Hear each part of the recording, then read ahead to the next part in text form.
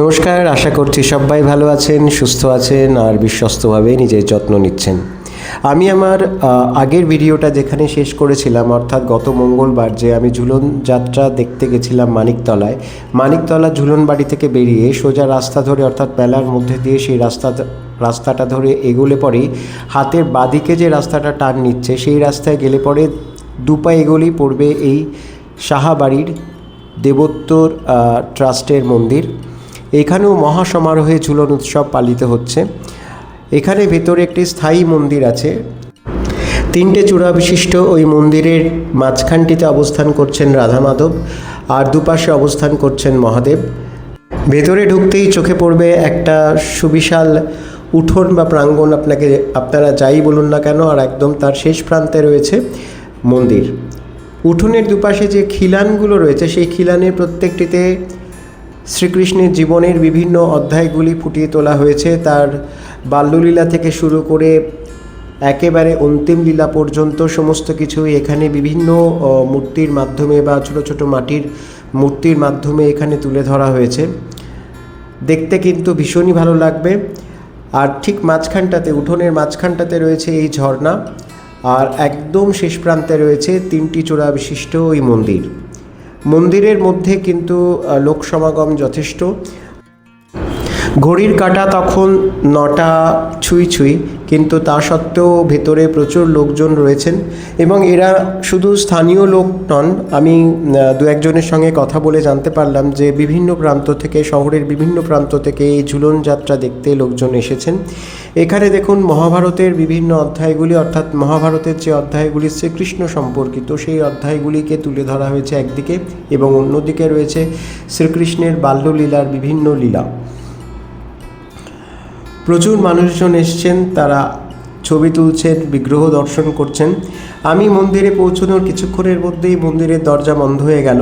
আমার তো বেশ একটু দুঃখই হলো যে এত দূরে এসে ভগবানের দর্শন না পাওয়ার একটা তো হতাশা বা দুঃখ যাই হোক না কেন, কিন্তু আমার ভুল ভাঙলো কিছুক্ষণ পরেই। আমি শুনলাম যে এখানে এখন ভগবানকে শীতল ভোগ দেওয়া হবে, সেই জন্য মন্দিরের দরজা বন্ধ করে দেওয়া হয়েছে। তারপর আবার দরজা খুললে পরে ভোগ আরতি হবে এবং তারপর প্রভুরা শয়নে যাবেন।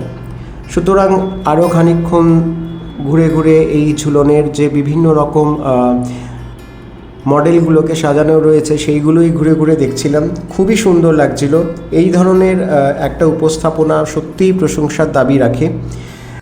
নিজেদের সংস্কৃতি, ঐতিহ্য বা পরম্পরা যাই বলুন না কেন, তার প্রতি একটা অকৃত্রিম শ্রদ্ধা বা ভালোবাসা না থাকলে পরে এই ধরনের একটি অনুষ্ঠানকে এত সুন্দরভাবে তুলে ধরা যায় না। এটা তো আপনারা মনে হয় সবাই মানবেন।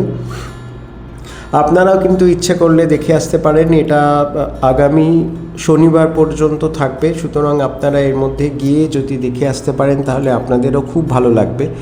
আর প্রথমেই বললাম যে এটা একটা স্থায়ী মন্দির, সুতরাং এখানে যা কিছু আছে, অর্থাৎ দেববিগ্রহ তো আপনারা সবসময় গেলেই দেখতে পাবেন, কিন্তু ঝুলনের এই সাজসজ্জাটা এই সপ্তাহে শেষেই কিন্তু উঠে যাবে।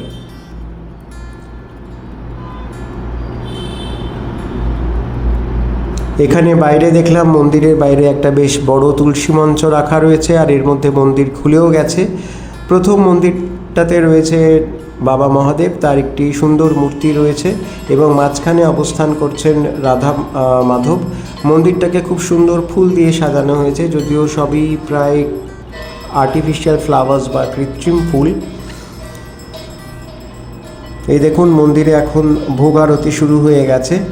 আমিও দাঁড়িয়ে দাঁড়িয়ে আরতি দেখছিলাম, ভীষণ সুন্দর লাগছিল। আসলে যে কোনো ধর্মীয় অনুষ্ঠানের মধ্যে যদি অন্তরের ভক্তিটা না থাকে তাহলে সেটা বাইরে থেকে দেখতে যেমন কৃত্রিম লাগে, তেমনি ভেতরটাও কেমন যেন একটা অন্তঃসার শূন্য মনে হয়। কিন্তু এইখানে গেলে পরে আপনারা দেখতে পাবেন যে এত আন্তরিকভাবে এরা পুজোর আয়োজন করেন এবং এত আন্তরিকভাবে পুজোর সমস্ত বিধি নিয়ম যাই বলুন না কেন সেগুলো মেনে চলছেন। সেটা সত্যি আমাদের কিন্তু অনেক কিছু শেখার আছে, এবং শুধু তাই নয়, ভবিষ্যৎ প্রজন্মের জন্য এরা যে দৃষ্টান্তটা রেখে যাচ্ছেন বা রেখে চলেছেন সেটা কিন্তু সত্যি সত্যি প্রশংসার দাবি রাখে। আজকে সনাতন হিন্দু ধর্ম বলতে আমরা যেটা বুঝি সেটা রাজনৈতিক একটা খোলসের মধ্যে চলে গেছে, কিন্তু আসল সনাতন হিন্দু ধর্ম সেটা কিন্তু এই ধরনের কোনো একটা অনুষ্ঠান বাড়িতে আসলে তবেই বোঝা যায় যে সনাতন হিন্দু ধর্ম কিন্তু কোনো লোক দেখানো ব্যাপার নয়, কোনো আতিশয্যের ব্যাপার নয়, তার মধ্যে মিশে আছে অন্তরের ভক্তি, শ্রদ্ধা এবং অকৃত্রিম ভালোবাসা। আরতি চলছে, আমিও দাঁড়িয়ে দাঁড়িয়ে আরতি দেখছিলাম, আর বাইরের উঠোনটা তো তখনও লোকারণ্য। এরই মধ্যে আরতি চলতে চলতে প্রায় শেষ পর্যায়ে চলে এসছে। এখন ধূপ দিয়ে আরতি করা হচ্ছে। এখানে দাঁড়িয়ে দাঁড়িয়ে এই আরতি দেখতে দেখতে আর বিভিন্ন রকম মানুষজনকে দেখতে দেখতে কোথায় যে হারিয়ে গিয়েছিলাম সেটা তো মানে কি বলবো, স্মৃতির সরণি বেয়ে চলে গেছিলাম অনেক পেছনে। আমি যখন টালিগঞ্জে আমার মামা বাড়িতে থাকতাম, তখন মাঝে মাঝে সন্ধেবেলা আমার দাদুর সঙ্গে সেইখানে টালিগঞ্জের রাসবাড়িতে এই রকম আরতি দেখতে যেতাম। তো সেই স্মৃতি বারবার ফিরে আসছিল। আমি আমার মেয়েকে নিয়ে আনলে পরে বোধহয় ভালো হতো, মানে সত্যি সত্যি ও তাহলে বুঝতে পারতো যে আমাদের অর্থাৎ বাঙালিদের কৃষ্টি বলুন, সংস্কৃতি বলুন বা আমাদের পরম্পরা বলুন, সেটা কতখানি সমৃদ্ধশালী। আরতি এখনও চলছে, আমরা মন্দিরের সামনেই দাঁড়িয়ে আছি, ভগবানের আশীর্বাদ প্রার্থনা করছি যেন এই সংসারে সবাই ভালো থাকে, প্রভুর কৃপাদৃষ্টি যেন সবার উপরে সমানভাবে বর্ষিত হয়। বছরের পর বছর ধরে এনারা যেভাবে প্রভুর সেবা করে আসছেন এবং এই ধরনের একটা সর্বাঙ্গীন সার্বজনীন উৎসবকে পরিচালনা করে আসছেন, সেটা সত্যিই প্রশংসার দাবি রাখে। আর এই দেখুন, এখন আরতি শেষ হলো। আরতি শেষ হয়ে যাওয়ার পর পুরোহিত মশাই শঙ্খ বাজিয়ে তার সমাপ্তি ঘোষণা করলেন। আমরা সবাই দাঁড়িয়ে রইলাম ভগবানকে দর্শন করার জন্য।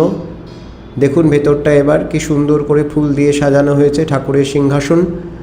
এখানে শুনলাম যে ভগবানকে প্রত্যেক দিন নতুন নতুনভাবে সাজানো হয়ে থাকে। আমি আবারও বলছি, বাড়ির ছোটদের নিয়ে একবার ঘুরে আসুন, আপনাদের কিন্তু ভীষণ ভালো লাগবে ঝুলনের এই আয়োজন। এবার আমাকে যেতে হবে, কারণ ফিরতে হবে বেশ দূর আমাদের বাড়ি থেকে। এটা গাড়ি করে আসতেই প্রায় 45 মিনিটের মতো সময় লেগেছে। তবে এখন তো রাত অনেকটা হয়ে গেছে, 9টা বাজে প্রায়। শেষবারের মতো সবাই ঠাকুর দর্শন করছেন। পুজো এখনও চলছে, তার কিছু অনুষঙ্গ এখনও বাকি আছে, তবে একটু পরেই মন্দির বন্ধ হয়ে যাবে। আমিও ভগবানকে প্রণাম করে এই পরিবারের প্রতিটি সদস্যকে আমার সশ্রদ্ধ প্রণাম জানিয়ে ধরলাম বাড়ির পথ। বেঁচে থাকুক বাঙালির ঐতিহ্য, বেঁচে থাকুক এই ঝুলন যাত্রা, বেঁচে থাকুক আমাদের কৃষ্টি এবং সংস্কৃতি। এটাই আমাদের বাঙালির পরিচয়। তো আবার সেই মেলার মাঠ। আমার এই ভিডিওটি যদি আপনাদের ভালো লেগে থাকে তাহলে চ্যানেলটি সাবস্ক্রাইব করে আমার দিকে বন্ধুত্বের হাতটি বাড়িয়ে দেবেন। আমি চেষ্টা করব বাঙালির সংস্কৃতি তথা তার ঐতিহ্যের সঙ্গে সম্পর্কিত এই ধরনের বিভিন্ন সামাজিক অনুষ্ঠানগুলিকে আপনাদের সামনে তুলে ধরার। আজ তাহলে আসি, নমস্কার।